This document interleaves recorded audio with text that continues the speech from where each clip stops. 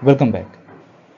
So the question here is a plane is in level flight at constant speed and each of its two wings has an area of 25 meters square. If the speed of the air is 180 kilometer per hour over the lower wing and 234 kilometer per hour over the upper wing surface, determine the plane's mass. Speed of the wind above the upper wing surface is V1 equals 234 kilometer per hour. Now V1 is equal to 234 into 1000 divided by 3600. So we have converted the kilometer per hour to meter per second.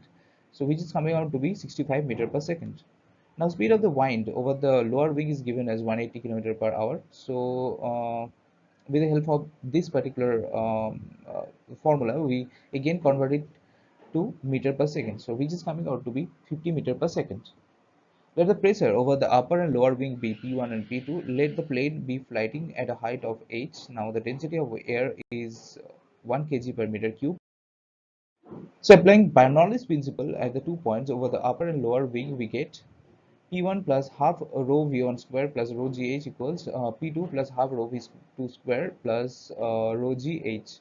So if we need to find out the difference in pressure, we get P2 minus P1 to be equal to half rho into V1 square minus V2 square. So if we put in these values, we get the delta P to be equal to 862.5 Pascal. Area of each wing is 25 meters square. The net upward force on the plane is F now, which is equal to 2A into delta P.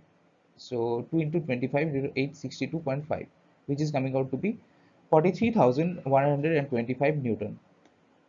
This upward force is equal to the weight m of the plane. So mg equals F, which is this.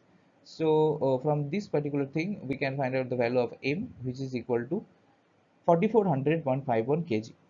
So the mass of the plane is about 4400 kg.